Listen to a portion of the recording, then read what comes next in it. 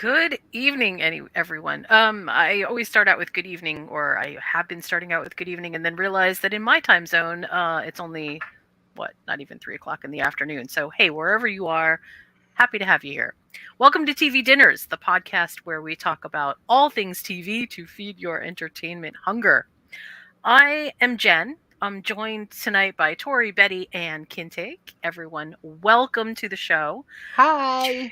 Hey, Tonight, we're going to talk about something a little bit different.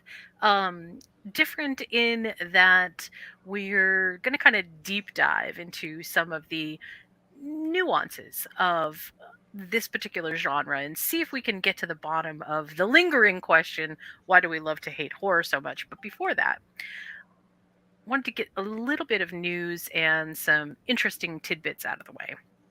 First thing is, of course, Rings of Power. The finale starts tonight. Yay! So exciting.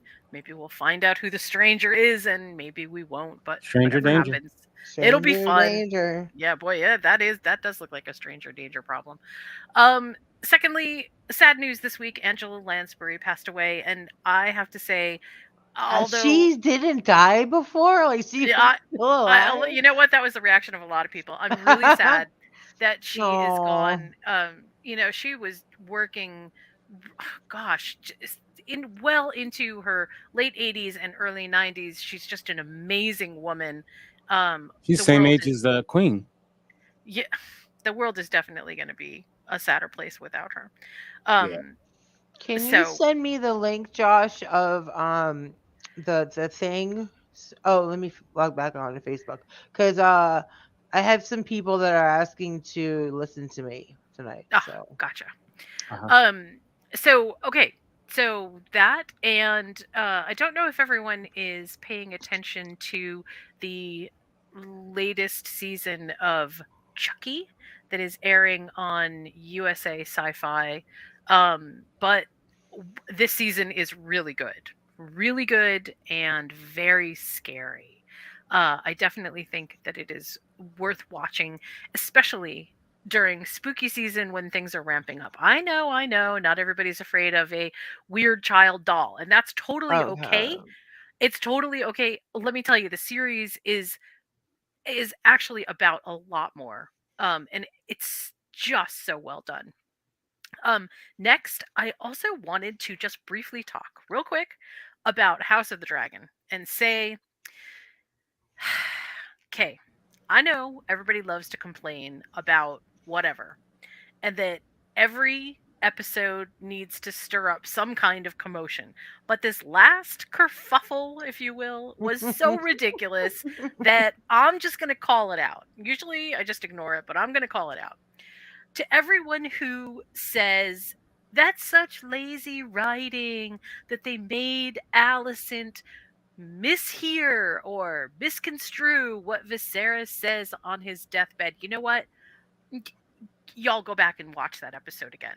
That is not what happened. She was listening to what he said, she was construing it for her own purposes, and stop talking about lazy writing as if you are the greatest writers in the world. This is entertainment. You're supposed to critique. That's totally fine. But man, I hate this topic about lazy writing. It's just ridiculous, and it's not even real in this case. All right.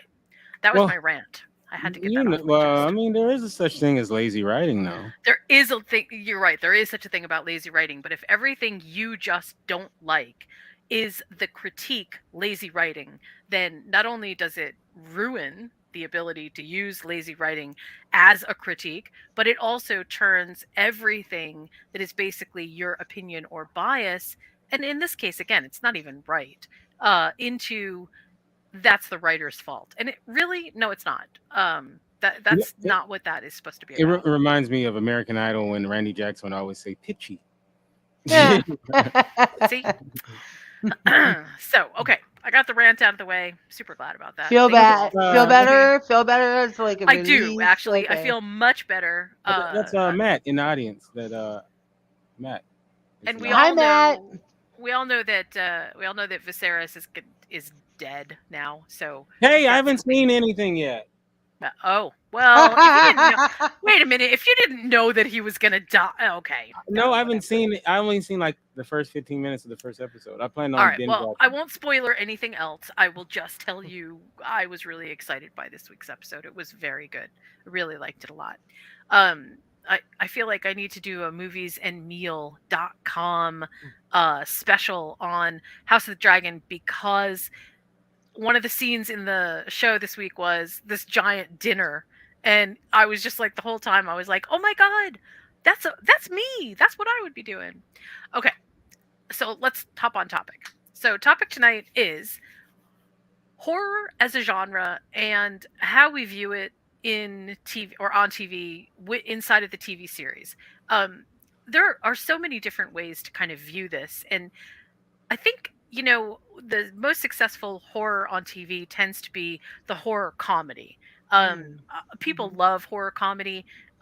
People love to sort of be entertained passively while experiencing that little jolt of, hey, there's something Can going I on here. can I Yes. ask you? Give me examples of what would you call horror comedy TV shows? A horror comedy TV show would be like Ash versus Evil Dead. Um, The Okay, yeah. baby. yeah. Oh yeah, Baby was seriously, that was actually really good too. True What Blood. what tales Uh, from the Crypt count? Ghosts, Tales from the Crypt totally would count. Yeah. Okay. The series, the running series now, Ghosts, What about absolutely. Ghostbusters? Um, was that a series? Oh, what I they mean, do I in know it the was a It shadows. was. It was cartoon. a What We cartoon Do in the series. Shadows, Oh yes, absolutely, that I would love it. count. Oh, And they Scooby tend to be Doo. pretty successful because I think we lump them into the comedy Resident Evil. category more than we lump them into the horror category. Yes, Matt, you're right. Reginald the Vampire, absolutely. I can't wait for more of that. It's going to be really Can, good. can I ask? Um, Can I ask a question? sure. Um, to me, nothing is really truly scary. And my question would be, does do you think if something was truly scary, I'm talking about scared the pants off you scary, do you think that people would even watch? Like it needs to be kind of moderately there. scary. Can I Sure. pipe in? Okay, so I agree with you, but there are movies out there that are so disgusting and so scary that that the countries ban them. But Like, but see, those are like Okay. one-offs. A movie's Okay. So, one-off, but I'm talking about a series where you're watching it every week. yeah, I that's mean, true. how right. dark And and scary can you really be, though? You know? right. And Kinte, you're we have had the conversation on this podcast several times Uh-huh. that especially network TV tones things down quite substantially for a number of different reasons. One of them is to placate a wider audience because you have a bigger demographic that you have to fit. It's, you may not have the same viewership, but the viewership is segmented into so many different types that you end up having to, I think, make that kind of call. I will point, however, to a show like Hannibal, which was, I think, right on that line. It was scary enough to be very on edge. It really did, it creeped out a lot of people. Um, but I even think I would they, say American Horror Story, the first few seasons, and even I guess some of the later seasons are like really gnarly. That would be my threshold. right. And I think we moved into that sort of with Dexter, and there have been plenty of TV series that have made people not scared like, oh my god, I can't watch this, but scared like, wow, you know what, this is fundamentally creepy enough that I'm not sure if I want this living in my brain rent free for the next week. My um Yeah, yeah. my goal is, I mean, my kind of measuring stick is if it's too scary for Tori, then it's too scary for me. You know what? It's funny because when I get scared, I laugh. So everybody like thinks I think it's funny, and I'm like, no, I'm scared to death, but I Yeah, don't know how to say because that. Tori has a high threshold. So I do. I don't get i scared easily. I if would Tori said I it would scared the classify bejesus out of me, I wouldn't even watch it. I would classify The Walking Dead in this same genre as Mm-hmm. well, where horror TV can be over the top in some ways. Not necessarily that the story is always super scary, but that the events inside are definitely scary. And I mean, there's a million ways for us to interpret that, but I would say that yes, you're right. Would you This consider is Dahmer horror? I mean, even though it's real true life. no, I mean it's horrible, but I wouldn't consider it a horror inception because it is based on true events. No, Right. and not only that, but they Wait, present it as Texas a Chainsaw Massacre was based on a true story. but they Yep. don't present it as if it was hey based on not even based on a real story. They don't present it as if it is based on a historical event. It's not based on the story of it's here's the true life events that inspired this. So I wouldn't Wait a minute. consider. Are you trying to say Leatherface isn't real? Eh, You I don't just know. messed up my childhood. Oh You know that. no, you killed it. You messed up my childhood, Jen. I Honestly, do. I think it's Go kind of ahead. messed up. I just think it's kind of messed up that anybody would even watch Dahmer. Hmm. Like I didn't watch it. I the didn't watch I threshold, didn't watch it. that should be like the threshold for Dahmer should be like, in my opinion, way out there because it's real and it's disgusting and it's disturbing. Yeah, I So could. okay, I tried to. I couldn't do it. okay. So I'm gonna throw something maybe slightly controversial out there. You tell me what you think. Okay. I actually don't think that there's anything wrong if you can get the funding and somebody's willing to back you. You can do what you need to do in order to get something to be produced. If the idea squicks you out, if it creates a level of uh, terror or just real physical uncomfort, that's totally fine. Right. And we all have the agency enough to be able to turn off Netflix, not watch whatever streaming platform we're currently engaged in, and watch something else. But I think that the reason that people like that stuff has a lot to do with this feeling that they have about understanding something far outside of themselves. It's the same reason that people continually, and I do mean continually, how many stories and movies have we had about Ted Bundy? Too many to Mm, count. And yeah. it can, Well, or the Zodiac killer. It's fascinating to us, I think, first of all because we don't encounter it every day. That's a big thing. But secondly because it is such an impactful moment in the human psyche of how in the world can anybody actually do this. We well, suspend belief to do movies. We suspend belief to do fiction. We can't suspend belief when we're watching something that has actually transpired. It requires us as humans to really look into the lens of good and evil and say, oh, wow, you know what? This evil really exists. And I'm not, no judgment for anyone if they do or don't want to watch it. But I think that in response to why people would want to watch it, I think some people really well, enjoy a lot of looking people at are that philosophy. sexualizing Dahmer. Yeah, they And are. somebody said it's because they actually want to be him rather than I actually want to understand who he is as a Yeah, person. he's become like trending and an idol a little bit. Like a Yeah.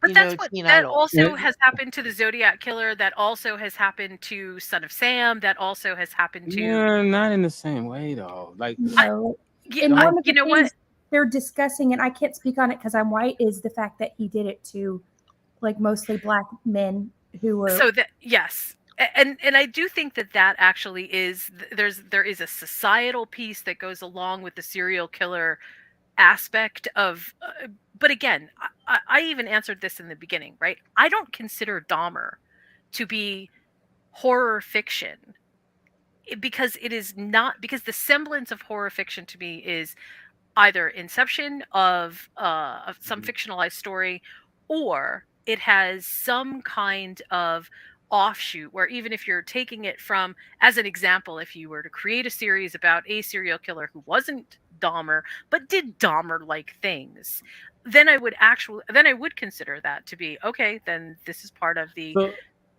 so a show like Unsolved Mysteries wouldn't count because they did like kind of horror stories.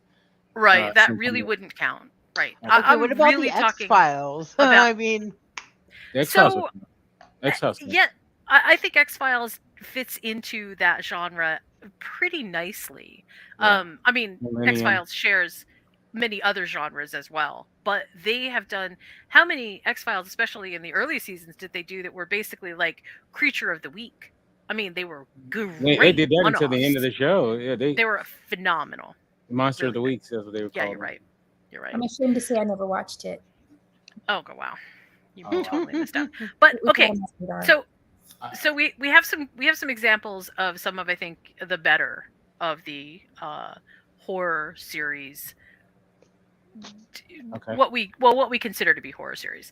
But let's talk a little bit about the ones that don't work, because there are a ton of them. There's a lot of let's try this idea and then it really never works. um, and I'm really interested to hear from you guys what shows you feel like miss that mark because they just are like too campy, too stupid, or they're just not good. Can I answer Josh real quick? It's because we like Betty. Yeah, We like well, Betty of course. more. That's why. Oh, I see. I thought you were talking about Betty White. Oh, okay. Okay. Okay No, then. Betty C, not Betty W. oh man, that was funny. All right, I'm Both sorry. both ways. All It right, was so funny. throw out some Now, horror what was the series that name you of think that weren't show good. that Eli Roth did that was all the rage on Netflix for like a couple of seasons? I can't think of the name.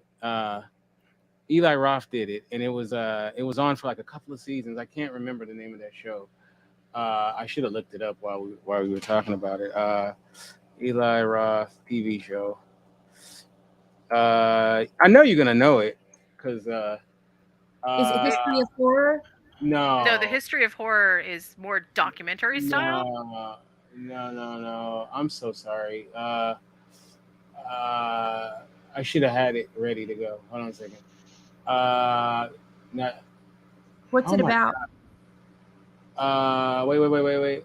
Uh, oh my God! It was like a big TV show on Hemlock Grove. Oh, okay. Yeah, you That got it. Josh got it. Hemlock Grove. okay. That was Netflix. Hmm. They aired that on Netflix. They didn't air that on regular TV. Oh, we're talking only regular TV. I'm No, sorry. no, I'm not. No, I'm not. I just wanted to clear that up so that nobody thought that it was like something that was on TV, on Oh, network TV. That was a Netflix. We consider streaming platforms to be part of our family of television. oh, okay. Um, That would take out if it, half of the if it's stuff. eligible for an Emmy, then I consider it to be TV. Yeah. Um, so right. Okay. So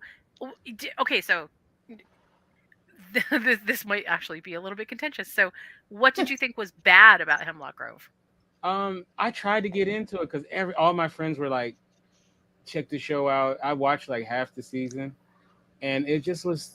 I just couldn't get into it. It wasn't. I don't know. Like I just never got into that show. Matt says it was good. I don't know. Yeah, I Maybe I should liked have it watched. too. I Yeah. feel like that about Baby. I didn't like it, Uh-huh. but I think I just don't like comedy horror. I don't get it. Okay, that's fair. Okay. Now, Hemlock Grove was not comedy horror for sure. It was definitely pretty much straight. And let's face it. I mean, I'll give Hemlock Grove this. It was. There were plenty of moments that were cheesy, that were always a little bit, That's kind of like crazy. But what's I his will. But I'll name? also say this: the werewolf transformation was one of the best werewolf transformations I've ever seen. It was so good and genius. Like he did that. The whole. I feel like the whole series was basically just so that they could showcase some of their special effects. Which okay, if you got the money, there you go. I do want to touch on what Matt said. Matt brought up Interview with a Vampire, and The you TV know, show.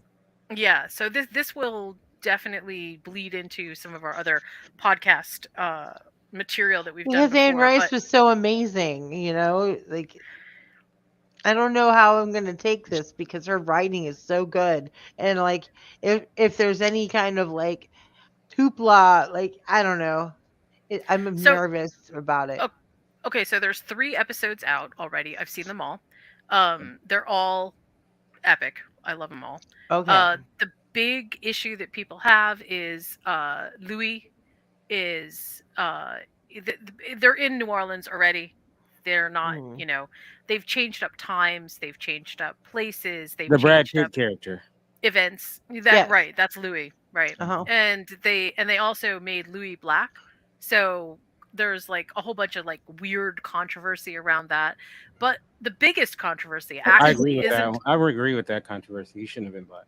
the I don't think it really. I mean, in the context of the story, it actually doesn't matter. I don't understand why people are so weird Wasn't about it. Louis a slave master? Not in this. Okay, so let me do the setup. So the setup goes like this. The setup for Interview with the Because I Vampire haven't on watched the TV AMC show, so is that Louis basically in this universe, if you will, which is obviously brought to us by Interview with the Vampire, um, is that Louis lied or gave a lot of misleading sort of information when he first went to the reporter. And now he's trying to set the story straight. Now, some of the information that we're working with is going to make it, seem kind of silly. But from a horror perspective, Interview with the Vampire gets it right, right? It is 3/4 of what happens is drama. Drama that is to build central characters, drama that is to do world building. Matt, yes, they were. yeah, they I were. I know it's hard. This is actually really difficult sub context for the Anne Rice books, but they really were lovers. All you had to do was just read, a couple of the passages that are in there that talk about their relationship underneath the surface, and it's really clear that that's exactly what she means. And if you compare how she talks about relationships with others and then go back to Louis and Lestat, you get the same exact play, the same exact words, and you immediately know that it's man and woman are lovers. And then you go back and you read Louis and Lestat and you're like, oh yeah, that's exactly what she's saying here too. So but putting that aside, putting the gayness aside, because I feel like, okay, that's not actually the topic of what we're talking about. Yeah, but I think it should be pointed out though, because he made that statement that Correct. yeah. But I'm just saying, I just don't want to go too far into that direction. However, this Yeah, is 'cause I can talk about gayness all day, y'all. correct, and we have actually had many discussions about this. But let's go back to the horror part. So the 'Cause I do the have one thing. the Okay. series itself works off of the premise that world building is important. That's, got to be first and foremost. Secondly, that the characters are important, that you need to actually like the characters or really dislike them enough to be invested in them in order to get you through, so that you're not just sort of like jumping from episode to episode without having a clear understanding of what it is you're supposed to be feeling and why. Interview with a Vampire does do that, and it does it really well. What I think invests people in this particular horror is it's vampires, right? I mean, it's hard. You can't misconstrue the horror of vampirism. It's not, there's no questionable and objectionable morality that you can sneak into it. But They I have to kill people in order to survive. Now, but I'm going to say this though. Part of what makes Interview with the Vampire work, which I think is also the issue that I want to get into, is that it's well done. The production values are good. There's attention to writing, there's attention to casting, there's attention to all the things that we expect to make these things work. Whereas if we go back to Kitte's suggestion about Hemlock Grove, it's a harder sell because production values are not 100%. I mean, they're good, but they're not, let's face it, they're not 100%. The casting is great as we get the series going, but in those first in the whole first season, it's shaky, you know? It's hard to sort of get our empathy modules going with these characters because they don't really seem to spark any of that. Unlike, if we also use another one of Kinte's examples, X Files, That was my where oh, example. sorry, Tori. Okay, Tori. Mulder and Scully are right off the bat. We know these guys are epic. We know there's something really important about us being invested in them. And honestly, that's what I'm asking for. Like, you know, what do you think is kind of like subpar? That's exactly where I was going. So, but I do think Interview with a Vampire exists properly. Have any of you guys ever seen, or not ever seen? Have any of you guys seen the new pilot that's out right now called "Let the Right One In"? Mm-mm. I Okay. have no idea what you're talking about. It's another vampire show, Okay. and the vampire is a kid. Ooh. So a lot like Claudia is about to Poison. become. Mm. Um, yeah, it's oozing with difficult moral topics. Very, it's just yeah, it's crazy. Um, Actually, I saw the sequel. Let the Left One In. oh, was it good? Is that real or is that a No, joke? It it's a was That's a joke. joke. It's Okay. a El, joke. El Joco. El Joco. Betsy's like, I don't know. Well, I don't okay. always know. I'm gonna throw something else out here. Tell me what you think. Um, most TV series that are horror genre related are rated so bad on True. Rotten True. Tomatoes, Metacritic, the what we consider to be our important review sites. And I'm really curious about why you guys think that is. I think it's the core of you want to talk about today is our expectations and being scared has risen That's true. since we started in like this. It's been there. It's horror has always been there since the beginning of you know movie making. Like you had Dracula, you had the Mummy, you had all this stuff. Nosferatu. Yeah, Nosferatu, absolutely. And that scared us, scared them, that generation, but then we have a higher expectation and a higher expectation and a higher expectation. And honestly, like it's not what what it should be. Like, does that make sense? It does. But let me ask you this. Actually, Betty, tell me what you think about this. Do you think that this is related to our expectations in product, as in like production quality and things like that? Or do you think that it is more about the story itself, that we're just not content with horror stories by themselves? I actually think it's sort of like porn. So a lot of times people know what they're getting and they just want like a cheap scare. Mhm. Yeah, And so that's I think true. a lot of times they'll make it cheap. It won't be great production quality. But then you have stories like Haunting of Bly Manor, which is a really intricate and well made story. But you also, whenever you get a well made story, I think horror genre has a lot more leniency as well, so they can do more. And I think when you're pushing the envelope, there's also going to be people who just don't like it, Hmm. like the gayness in Re with a Vampire. Which I just want to say one thing about that. A comment was made, like the lovers part doesn't matter, which I don't think that's what you were saying. That's just not what we're focusing on. Right. Okay. Exactly. Wait, who That, said that? that That is exactly what I was saying. Wait, who said that? Matt in the I did. comment. Yeah. And then I followed it up with we're just not talking about that. Well, no, I mean, like I felt like it was important to address what he said because it was untrue about the book. Right. And then the part where I I just read wanted the book, and clear what he it. said was untrue. Right. Yeah.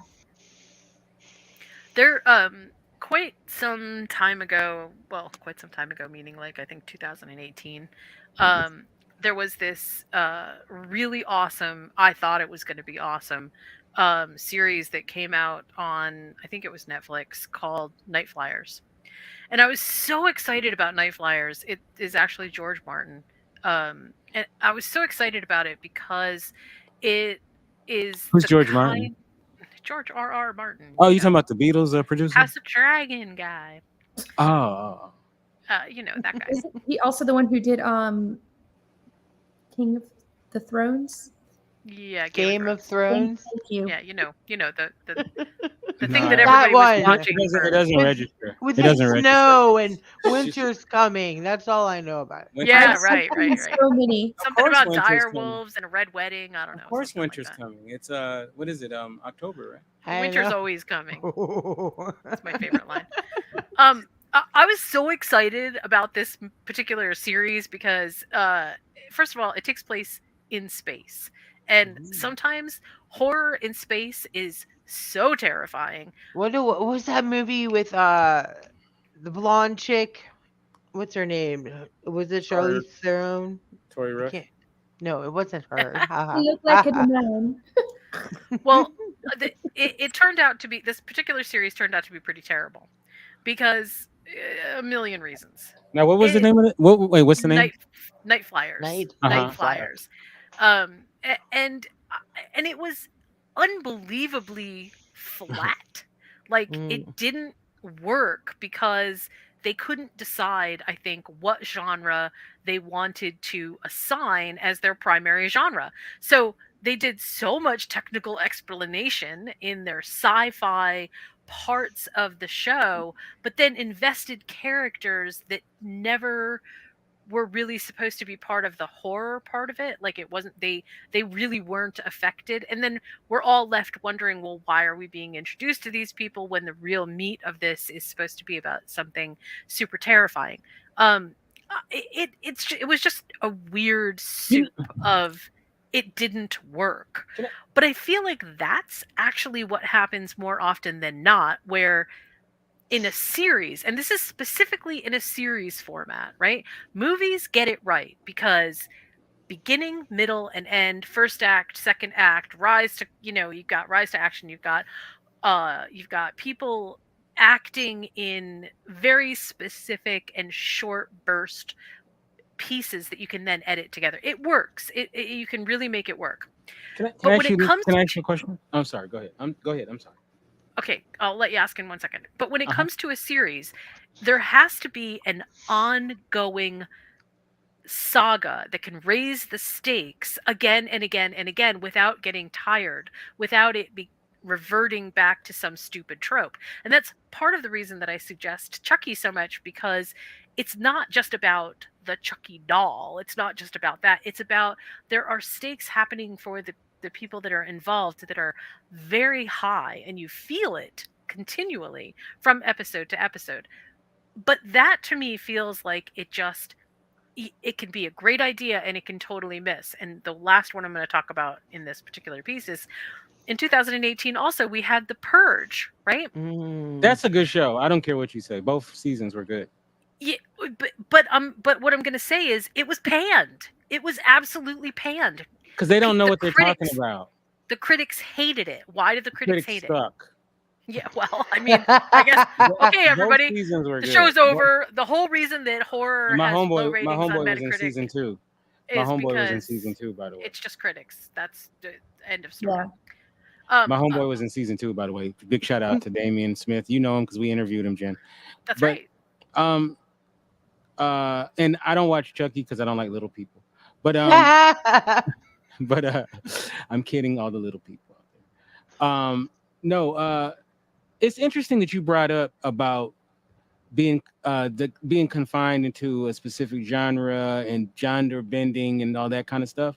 I feel Right. like the audience likes the stories to be confined in a box, whereas I feel like creatives, if we had our druthers, we don't want to be defined in one box. Like we would like to do something Right. that's a horror slash comedy with a little bit of this and that. And I just, as a creative person yourself, Jen, I was wondering, do you feel like that's the case with most creative people, that if we had our druthers, we wouldn't be confined in one box of horror or whatever? We would like things that can ever shift, but it seems like audiences, they like their horror, they like their stuff niche, they like their horror, they like their comedy, and Yep. very few times it seems like audiences want things kind of mixed together, with a Yeah, few exceptions. I absolutely agree with you. I think uh, writers themselves don't like the confinement that is based around what I would call getting the audience buy-in, because the audience buy-in, that means that you're writing for the market instead of writing and letting the market pick it up and then let them like there is no such thing as laissez-faire when it comes to having creative content out there. The market simply is, it's so narrowly defined, and the boxes you're talking about, that's exactly why I think horror suffers so much. There's already a smaller niche that will withstand, that's not really a great word, but will tolerate having horror be a part of their sort of everyday existence. So if once a week you are dealing with, something horrifying, you have to have some kind of counterbalance to it. And I feel like that's the reason that The Walking Dead was so popular for so long, Mhm.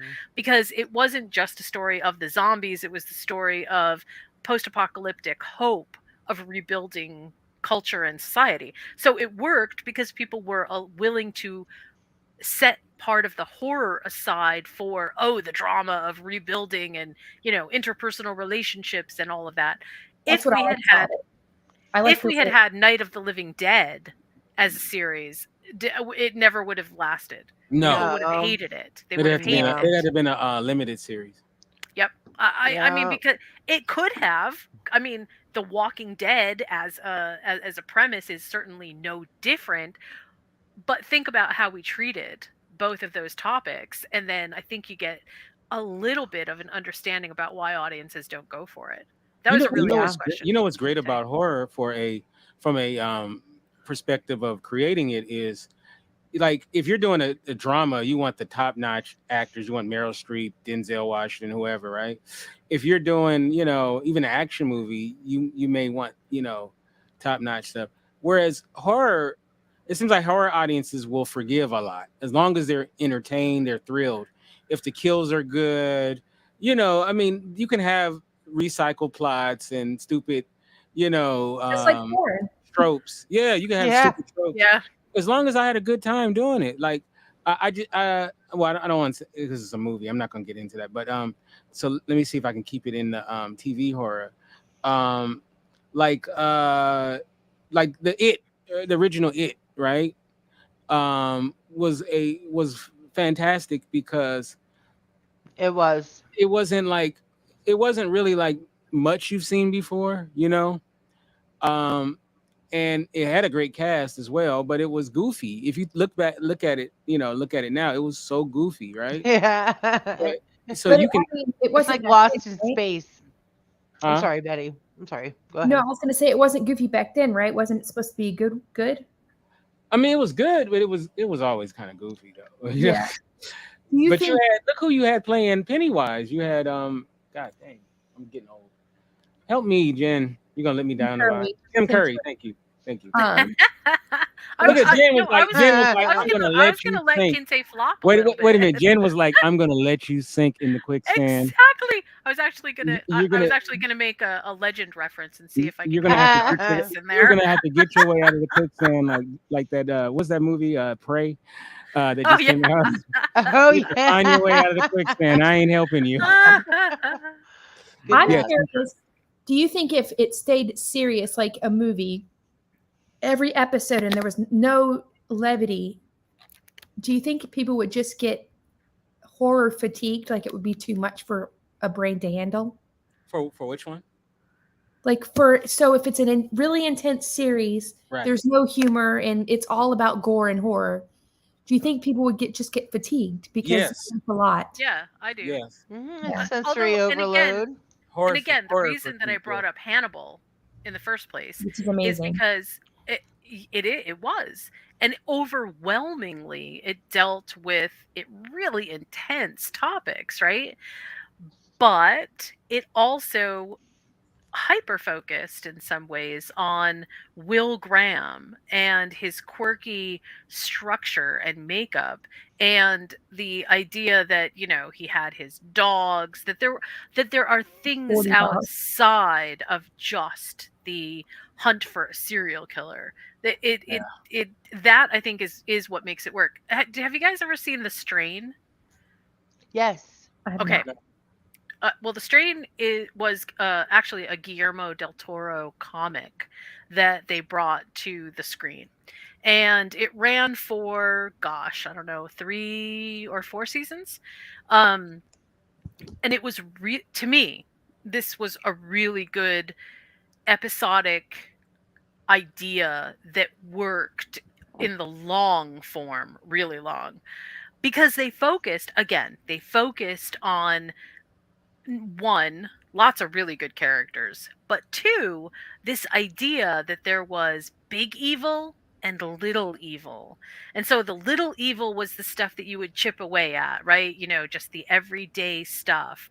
But the big evil was the overarching plot. And I feel like sometimes when we're dealing with horror TV shows, that's what we need. We need to have there's going to be a big showdown at some point. The little evil is the stuff that we're going to see once a week, and we're going to get this or that into it, but the big evil is what we're looking forward to. And I think in some ways a lot of our TV shows don't work toward that. I feel Right. like that's part of why The Walking Dead started losing viewers, is because, okay, it's going to be, if it's We the same got it. thing always, then why do we need to keep watching? Like, Yeah. where's the next big showdown? You And know- that is sometimes, I think, really But missing. to be fair to The Walking Dead, it was on for like 80 years. Yeah, It had a that great also is run. true. You know That what? It was I like, never it was thought like the mash. It was the mash of Yes. horror TV shows. Right. um Go ahead, Betty. Go ahead, okay, Betty. I forgot what I was going to say for a second. I never thought I would say this, but I think a show that does that really well is Stranger Things, Mm-hmm. where they have all of the little evils that keep happening, and then they have the major evils at the end. I agree. Yeah. Vecna or whatever was a really good, like, final big boss kind of thing. It also felt sort of like it could easily be a video game, Yes. like Yes. boss levels. Yeah. So Kinte and I last year podcasted this show called From. It was on Epix, which is basically I think MGM. that was this year. When did this year? No, was it? Was it? Yeah, I Oh think it yeah. was. Okay, it was. Sorry, the years are all blending together for me. What can I say? And on Rotten Tomatoes, From gets a 96% from critics and an 86% from viewers. That's like practically unheard of when it comes to a horror style show.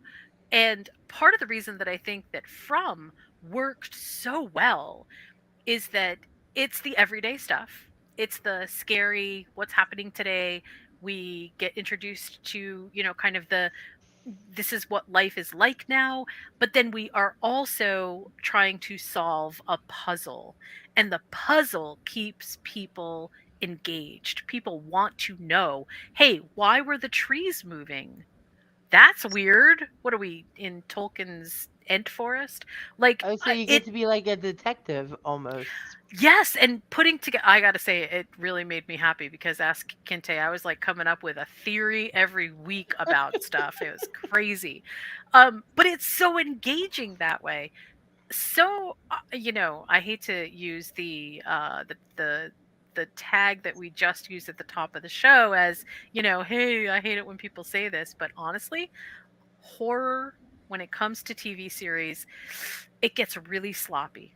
Mhm. So when we talk about lazy writing, sometimes I think the horror writers rely too much on tropes to make people engaged, and they forget that, hey, you know what, these tropes have been done sort of to death. You need something to make it feel fresh, and Well, that's what From does. you But it's know, like a lot of series kind of jump the shark. Like Genji Cohen, or she can't finish the series to save her life. The first couple of seasons, you go with that idea, but if you're not planning it out, then yeah, I guess lazy writing, because if you're not planning it all out and then you just throw something together in the end to like live off of the merits it already received, then you just end up with garbage.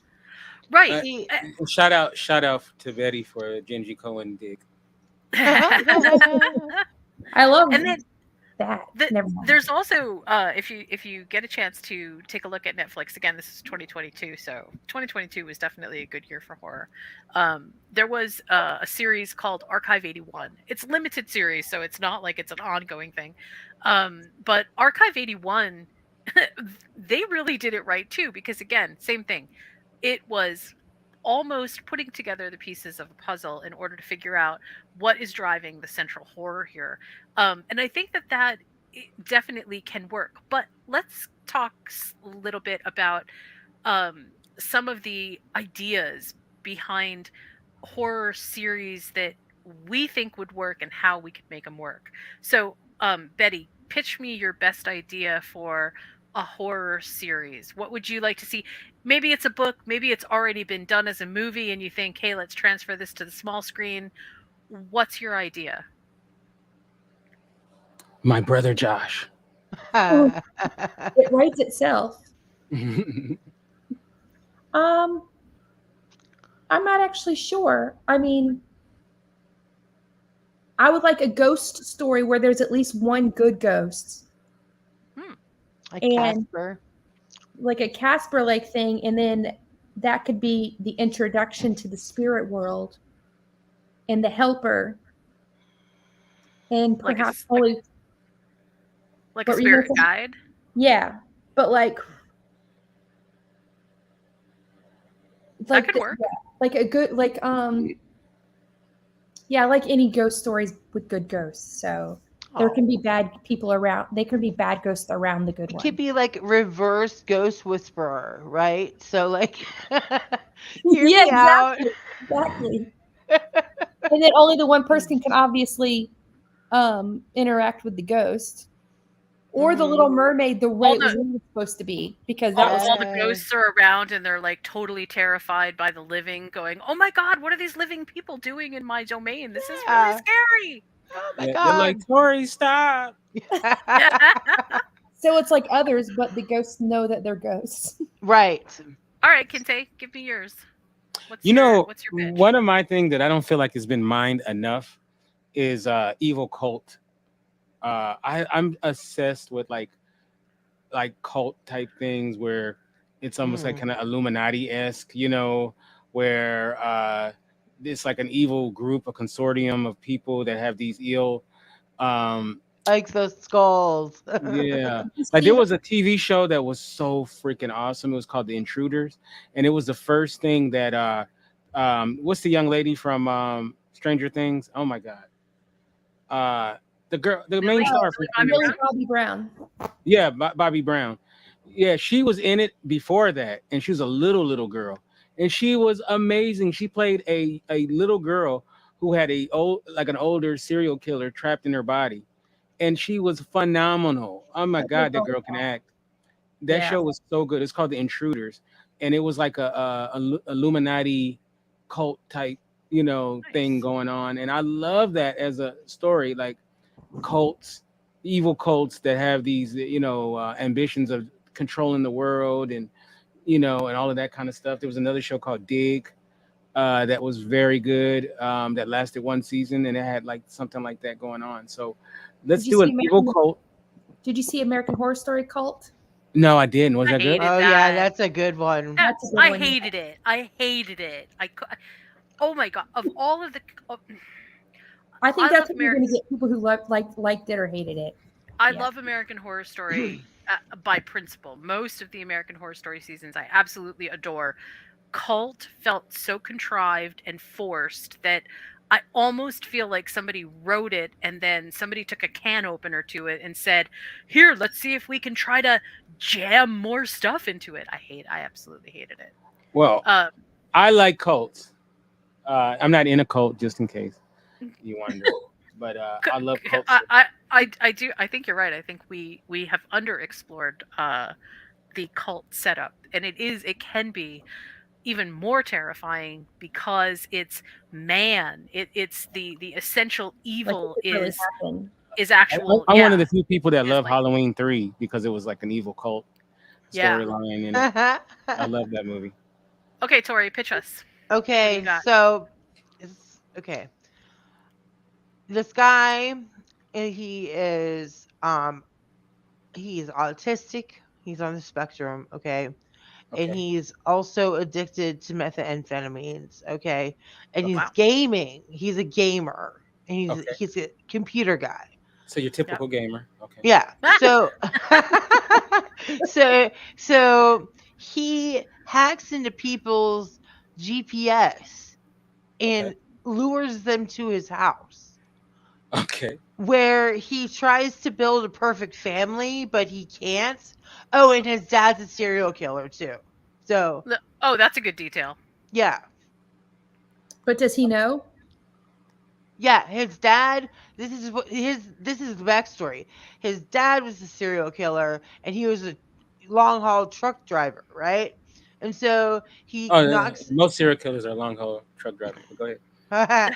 and he he picks up this lady of the night, and Hooker. actually impregnates her, but doesn't want to kill her yet until she had the baby. And so he gave her to his crazy mom, who's like Madame Butterfly crazy, right?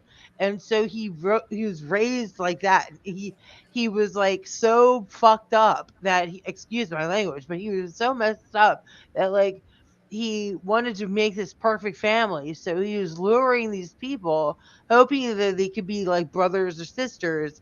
And whenever they didn't want to be or trying to escape or anything like that, he would kill them. And then Nice. go find more other. You know, The it's last so on movie- the nose. It makes me wonder. Do you know these people? No, this is my idea. In fact, I shouldn't even said it because I'm You trying. dated that gamer guy, didn't you? Dude, I did not. You're part of the conspiracy, eh? So okay, so I we're gonna need another Timmy. Okay, so I want to call out one other sort of like this is the shining moment for Mike One Flanagan. shining moment. Yeah, well, Mike Flanagan has been having a couple of really good years. Yeah. He Betty alluded to it with Hill House and Bly Manor. Obsessed.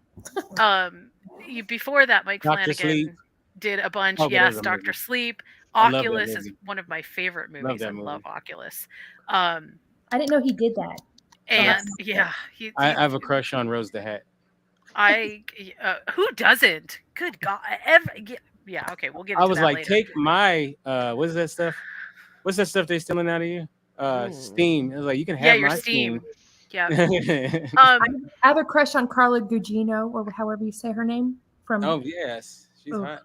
This Yes. year, Mhm. Mike Flanagan did the Midnight Club, right? Not to be Oh, yeah. confused with Midnight The- Mass. Not to be Midnight confused Mass with was video game. last year, and Not to be Midnight. confused with the video game It's Midnight their Club. last year. No, it's not the same. Midnight Mass was an unpaired to me. Okay, I know it wasn't everybody's cup of tea, but to me, Midnight Mass was absolutely the top of Mike Flanagan's game. The everything from the subtle visual symbolism to the excellent idea in a story. I mean, it really is a pretty. The execution of everything is not perfect, but for the most part, it is absolutely stellar. And then this year, he did The Midnight Club, which is based off of some actual books. Um, and it is also really good. Now, interestingly enough, though, and I feel like we need to talk about this slightly, because this is where I'm running into problems with critic scores. Midnight Club, from the critics, gets an 86% over at Rotten Tomatoes, which is a really good and pretty coveted score. I mean, that's really good, right? Audiences, however, only gave it a 59, which is not so good. And throughout this, what I've been trying to sort of understand and what I still grapple with myself is, why is it that audiences respond so negatively to horror that doesn't necessarily fit their expectation when the critics are watching things going, you know what? This really worked. And I always wonder what that disconnect is. What do you guys think? Do you have any ideas? I don't know. I think Critics are always the best at nailing what people are going to like. Who audiences agree. are? Right. They Like- don't. Yeah, audiences are stupid. Are audiences stupid or critics stupid or a little bit of both? Sometimes I both. think it's a little I bit think of both. critics are so caught up in their head. They're so narcissistic about they're like food critics, you know? Like, I can't tolerate that, you know? Fathom to watch this any longer. Yeah, oh God, you know. But then every once in a while, the critics will pick up on some sleeper that I hadn't even heard of, and I'll just be, cruising to find something new to watch, and I'll pick up on something and go, "Holy crap! I can't believe that I missed this. This is A so broke good." clock is right twice a day. Yeah, well, see, there you go. And honestly, sometimes I actually kind of wonder about that. Just, and also, let's be honest, okay? Rating scores at Metacritic and Rotten Tomatoes are not infallible, I should say. The rating scores themselves do not always indicate, first of all, what we personally want out of our horror movies or horror shows, what we're looking for, whether they catch the right tone, do we feel good about where things are? Is it based on source material that we happen to love and we don't feel like they did a good job with it? All of those things play in. So it's really hard, I think, sometimes for scores alone to matter as much as maybe they do, but maybe shouldn't. So, as everybody's looking for spooky stuff to watch during Halloween time, take it with a grain of salt, because sometimes it's not what you think it will be. Sometimes stuff is just plain fun, even if it gets really horrible ratings. I just got to throw that out there. Yeah, because sometimes you just like bad things because they're bad.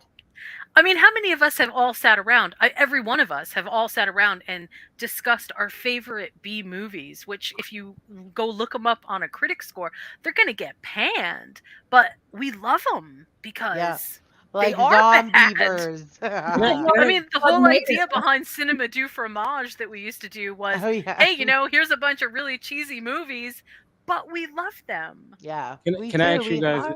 Let me ask you guys a question. Can a horror TV show or movie, can it tug at the heartstrings? Have you ever cried? Oh, absolutely. And Who let the right one in. Stranger Things. Let the Right One In is about to do that for everybody, I think, because it deals with a vampire kid, and it's not clean. It's very messy, and it's really difficult to look at, to like really see. It definitely makes you sad. Well, I want to talk about Bly Manor again real fast. Uh-huh. The storyline have you seen it, Kente? No. So I'm gonna do a spoiler. There's a storyline where like the I'll woman take my headphones off for a second because I'm playing on one. She's spared for a little while, and there's always a clock ticking because she has to go back to the lake, and like it's so like bittersweet. Like the love Tori, story. hold your hands up when she's no longer spoiling it. Okay. I'm not spoiling it anymore. I just think the love story is beautiful, and it's so sad, and like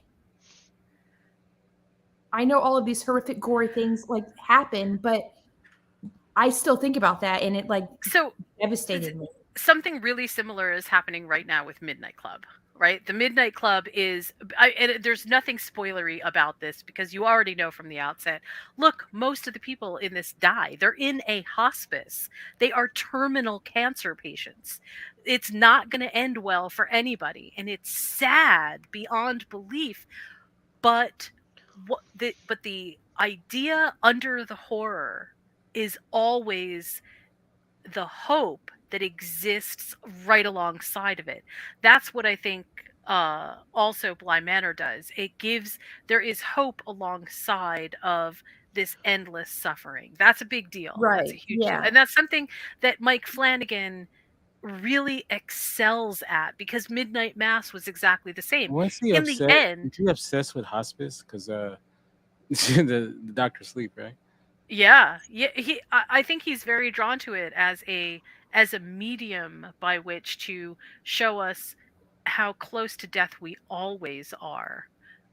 It's actually kind of cool. I think that's why he likes vampires too. Um, I like them. it's I have to, Mike Flanagan has a really special place in my heart and in my brain, in that I really respect the way that he as a storyteller engages us with the horror genre as a medium to tell really important stories. The point is not just to make us feel fear, but to assimilate the fear, like pull it in and close. That's what Hill And House does. it's I, never, I, in my opinion, forced. Like, you know how whenever, Nope. Yep, yeah, it's never I forced. like I don't like knowing that people are trying to manipulate me. It just happens. Yeah, And I yeah. love I kind of feel like Mike Flanagan is your second celebrity crush. Yeah. Definitely. 'Cause Definitely. number one is Who's- the fish guy from that stupid movie. Yeah. Oh, The Shape of Water. Yeah. He's my big crush. Yeah, yeah. Um. So we are at the end of our hour, and I'm going to close up here. But I wanted to get one last question into everybody. Tell me what you're watching on TV right now. Give me a pitch for it, and why should anybody else watch it? Just one show. Go ahead, Kente. You start. I don't think I'm watching any shows. I'm just watching. I really haven't had a whole lot of time. I'm watching sports. That's about it. Hey. Uh, if I do watch something, it's usually sports. But I don't know if you have any. I'm gonna start watching the what is it the something of dragons, the House of Dragons. House of Dragons. Yes, you definitely House of the need Dragon. Yeah, I guess I started watching it, and I said, let me just wait until I can binge watch it. So to. I want to watch Rings of Power now. That's what I'm gonna go watch. But for me, it's Stargate SG-1. That's what we're binging on again. the show from like 30 years ago. Yes. Okay. All right. That's okay. It rocks. Josh was doing Glee not too long ago, and that was quite a while ago. So, Yeah. nothing wrong with the classics. Nothing wrong with the classics. What about you, Betty? I am currently. I just started watching. I tried watching The Baby. I didn't love it. I know everyone loves that show, but I didn't care for it too much. I mean, you don't kill a dog like he was a good boy. You don't kill a good boy. No. I don't think they really killed the dog. But I've actually started watching The Watcher because I forgot about Midnight Club, and I think so far it's like a typical scary, like I would say like the haunted house in American Horror Story. You have your little setup where the family's moving into this house they couldn't really afford if it wasn't haunted, kind of thing. Right. And that is actually based on a true story. Right. Like this one I guess it originally took place in Jersey. And it's set up, I like period pieces, so it's being set up really nicely, and the acting is great. It has so we'll see. I think I expect good things from it though. Okay, well, I told you some of the ones that I'm watching at the outset. I mean, obviously, Rings of Power has its finale tonight. House of the Dragon has its finale next week, which is should be pretty interesting. I just finished the last part of the Midnight Club, which was really good. Absolutely adored it. Andor. I didn't realize that Andor had so many episodes. I was like, okay, we Yeah. must be getting ready for the end. Nope, we're only halfway through the season, which is like staggering. So I'm really excited because I thought maybe, oh, I wasn't sure if it was gonna pan out. Where are they even gone at this point? Like, what did we get? Like I was feeling kind of bad. Now I'm like, ooh, there's probably all kinds of good stuff happening. So She I'm Hulk. really still excited about that. She-Hulk, I'm actually That looks watching She-Hulk. stupid. I've It I've does. You started know it. what? It's pretty good. You know what? It looks stupid, and I totally get why people are like digging on it and everything. But this is one of those times when you don't pay attention to what everybody else says. I It's just fun. I It's don't like just the Hulk. fun. I only like the Hulk when he's in other people's stories, but when he's like on his own, it's usually I sucks. actually agree with that, but she's actually um better She-Hulk than is the good. book. Yeah, This is actually it's a really better. good story. Yeah, Now you And know I especially love Tatiana Maslany. That's my girl. that's why I And wanted to watch especially it. after they brought Matt Murdock back in, I'm totally into that whole idea. That's great. I also am still trying to get through, although I'm not having much success with The Patient. I really like it, English patient. and no, this is The Patient Uh, with what's his name? Gosh darn it. It is what is his name? Steve Carell. Steve Carell. He stars as the psychiatrist, and it's oh, ooh, it's really good. Carell. Yeah, Yes. I'm sorry. Yeah, I said Carol, didn't I? I meant Yeah, Carl. and my boy Donald Um, Gleason. he's Donald. he's really good. Yeah, no, I have no patience. Domho Uh, Gleason. Is that how you say his name? Domho. and it's a good thing I Yes. have no patience, Josh, because I don't want patience like he has patience. This guy is certifiable. But it's such a good setup.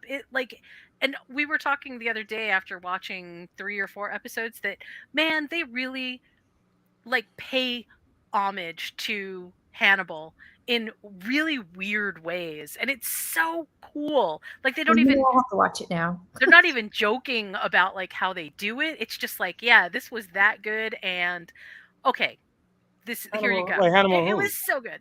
Hannibal the The series. show Hannibal. Oh. Yeah.